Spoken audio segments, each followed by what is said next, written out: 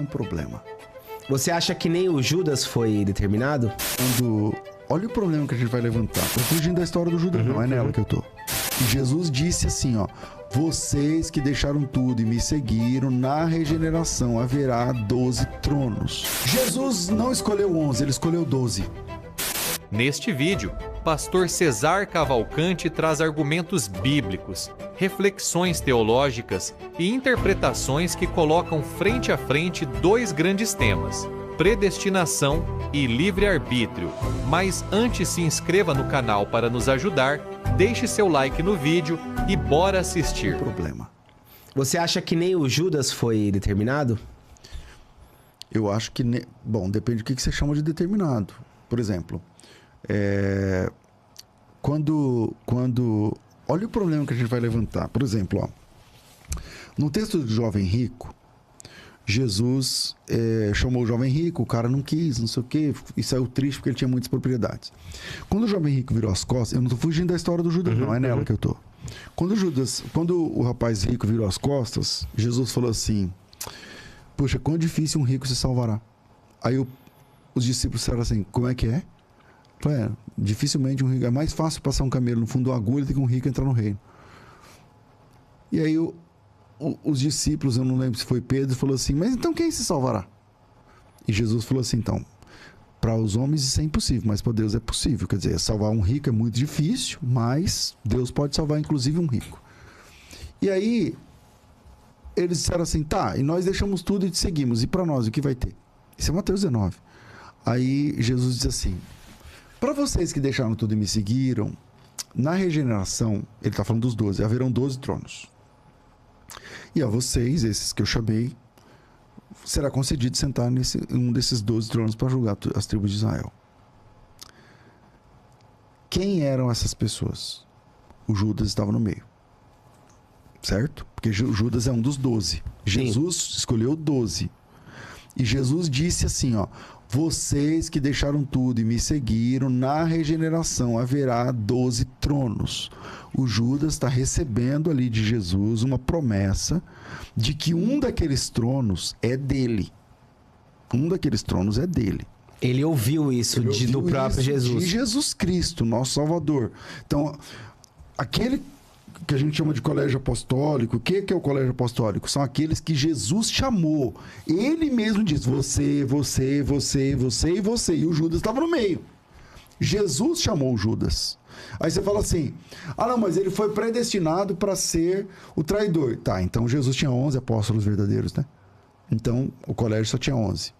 Então quando Jesus prometeu 12, só tinha 11. Aí tem outro problema. O Judas foi substituído por quê? Porque ele caiu ou porque ele morreu?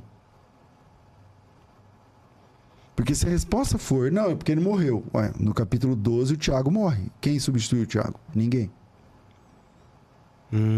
Isso foi porque ele caiu, todos já caíram em algum momento, né? Pedro. Se ele foi substituído porque ele caiu e morreu caído, aí isso faz sentido. Então ele não foi escolhido para ser. Ele caiu. Ele caiu. Era de verdade e ele caiu. Satanás entrou nele, ele permitiu, não sei o que, tal, e ele caiu. E como ele caiu, vamos escolher outro no lugar dele, porque aquele lugar era dele. Então aquela cadeira era tipo, ele Judas. abandonou. Ele abandonou. Tá. Ele abandonou. Por isso, vamos escolher outro no lugar dele. No lugar dele. Porque aquele lugar era dele e ele abdicou. O trono prometido para ele tá lá. Jesus não escolheu 11, ele escolheu 12. Ele escolheu 12. E ele chamou esses 12 de amigos. Ele disse: não vou chamar vocês mais de servos, eu vou chamar vocês de amigos. Inclusive, chamou o Judas de amigo na hora do ato da traição. Exatamente. Jesus estava de brincadeira. Era um amigo de Jesus. Então, dizer que o Judas nunca foi salvo significa dizer que Jesus nunca teve 12 discípulos.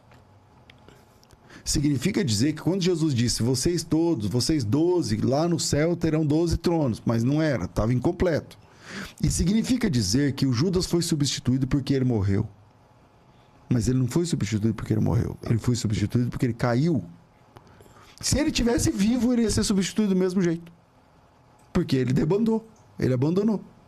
Ele não foi substituído por conta da morte, ele foi substituído por conta da queda. E se ele foi substituído por conta da queda, é porque ele estava de pé antes.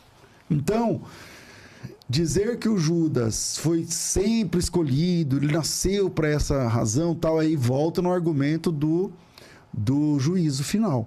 No juízo final, o Judas pode levantar a mão e falar: peraí, parece que eu estou indo aqui para o inferno, mas qual é o lugar onde vai só quem te obedeceu? Porque nessa teologia ele só obedeceu, né? Tudo que ele fez foi obedecer. Quem só obedece a Deus vai para onde mesmo? Mas aí, então o calvinista vai acreditar que Judas é um cara escolhido já para ser condenado, né? Isso.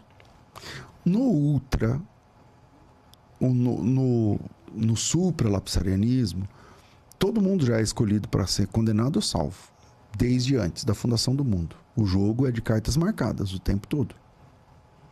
Aí num debate, quando eu estava falando com o calvinista, eu falei assim: tá, tem 50 pessoas, tem 100 pessoas aqui. Vamos dizer, 50 são salvos, 50 não são. Por exemplo, é hipotético, né? É hipótese.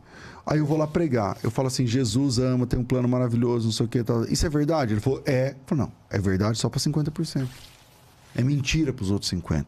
Uhum. Então, pregar o evangelho também é mentir. Porque eu estou falando para você de uma proposta que é falsa. Que você não vai aproveitar. Que não é verdade para você. É verdade para tua mulher, mas para você não. A tua mulher vai, mas você fica. Quem decidiu isso? Deus. Quando? Antes da fundação do mundo. Então vocês dois ouvirão a mesma palavra, serão expostos ao mesmo evangelho, mas é verdade para um e mentira para o outro. Quer dizer, bom, aí precisava de um calvinista aqui pra gente aprofundar a questão, que eu também não quero ser leviano. E pode ser que você seja, tipo, até um pregador do evangelho, viveu a vida inteira na igreja, mas se for escolhido para ser condenado, no final você vai ser condenado e acabou, né? Mas quem fala isso é calvinista, e todos os calvinistas são salvos, né? Na cabeça deles. Então isso não vai acontecer, porque se eu sou calvinista é porque eu sou um salvo. Então, Todo cristão é salvo? Não. Não, todo cristão não. Que já é um problema, né? Existe gente, então, que tipo assim, que confessa o nome de Jesus, porque fala lá, né? Quem confessar será salvo, quem crê em Jesus será salvo e tal. Mas aí se você acreditar que tem gente que crê e não é salvo, já é um problema, né? Biblicamente ou não. Veja, não é a nossa crença que nos salva. Quem salva é o Salvador. E esse Salvador, ele salva aquele que crê. Mas a salvação vem dele. De A a Z, a salvação vem dele. Ele é o Salvador, não é nosso esforço, nossa fé, nossa crença, não. Mas, em Coríntios capítulo 6, ele nos convida a aceitarmos benevolentemente essa redenção. Então, você também, no processo da salvação, você crê. Então, aquele que crê não é condenado, né? Então, acho que tem também o papel... Embora a salvação seja... eu seja... O crer não é só intelectual, tipo assim. Não, o crer é de se entregar, né? O crer é de se entregar. Aquele que se rende a Jesus. Então tem...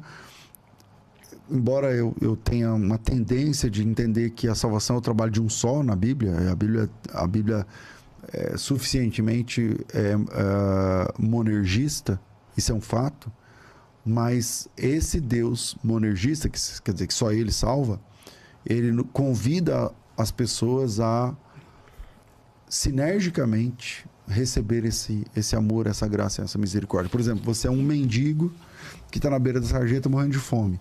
Passa um cara que te dá um pacote de dinheiro, um prato de comida. Você pode estender a mão e receber ou não. Você pode falar: não quero. E continua com fome. E você pode estender a mão e pegar esse prato de comida. Não significa que ao pegar esse prato de comida, você está se dando o prato de comida. O doador continua sendo o mesmo. Chegamos ao final. E aí, o que você achou desse vídeo? Comenta aqui abaixo o que achou, compartilha com mais pessoas e até o próximo vídeo.